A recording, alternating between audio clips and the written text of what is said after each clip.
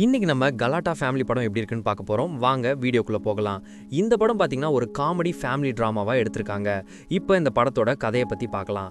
நம்ம ஹீரோ பார்த்தீங்கன்னா கோர்ட்டில் தவாலியாக இருக்காரு. அவங்க ஃபேமிலியில் பார்த்தீங்கன்னா அப்பா, அம்மா, 3 தங்கச்சி. குடும்பமே ரொம்பவே கஷ்டப்படுது. 3 தங்கச்சிங்களுக்குமே கல்யாணம் பண்ணி வைக்க வேண்டிய சுச்சுவேஷனில் இருக்காங்க. ஆனால் அப்பா பயங்கர ஊதாரித்தனமாக இருக்காரு. அவங்க அப்பா பார்த்தீங்கன்னா சடனாக ஹார்ட் அட்டாக் வந்தது. அதாவது நம்ம ஹீரோவோட தாத்தா.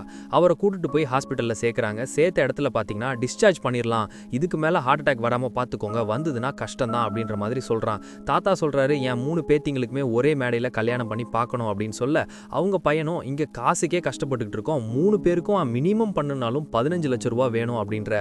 உடனே தாத்தா சொல்கிறாரு, என் பேத்திங்களுக்கு நான் ஆளுக்கு 50 லட்சம் செலவு பண்ணி 150 லட்சத்தில் கல்யாணம் பண்ண போகிறேன் அப்படின்ற மாதிரி சொல்கிறாரு.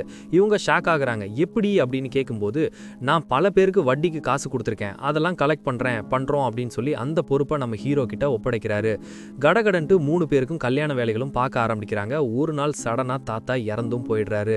அதுக்கப்புறம் நடக்கிற சுவாரஸ்யமான சம்பவங்கள்லாம் என்ன, அந்த காசெல்லாம் இவங்க கலெக்ட் பண்ணாங்களா, இந்த கல்யாணத்தை முடிச்சாங்களா இல்லையா அப்படின்றது தான் இந்த படத்தோட மொத்த கதையே.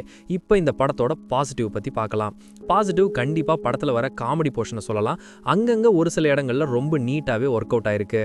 அதே மாதிரி ஒரு ஃபேமிலினா எப்படி இருக்கணும், அதில் எல்லாருமே எவ்வளோ பொறுப்பாக இருக்கணும் அப்படின்ற மாதிரி போர்ஷனையும் ரொம்ப நீட்டாகவே காமிச்சிருக்காங்க. ஒருத்தர் ஊதாரித்தனமாக இருந்தாலும் அந்த ஃபேமிலி எப்படி ஆகும் அப்படின்ற மாதிரியும் காமிச்சிருக்காங்க.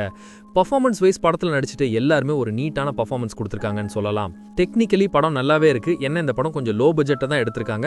அதனால சினிமாட்டோகிராஃபி வழி ஓவராலாக ஓகேவா இருக்கு. சவுண்ட் எஃபெக்ட்ஸ், பிஜிஎம்லாம் பரவாயில்லமா இருக்கு. ஸ்க்ரீன் பிளே வைஸ் பார்க்கும்போது படத்தில் அங்கங்கே ஒரு சில போர்ஷன்ஸ் காமெடியாக கொஞ்சம் நல்லாவே இருந்தாலும் பல இடங்களில் பல போர்ஷன்ஸ் கொஞ்சம் கிரிஞ்சாக தான் இருக்கு. மொத்தத்தில் எங்கிட்ட கேட்டிங்கன்னா இந்த படம் ஒரு ஒன் டைம் வாட்சபிள் படம் தான். ஒரு ஃபேமிலி ட்ராமா பார்க்கணுன்னா ட்ரை பண்ணி பாருங்க.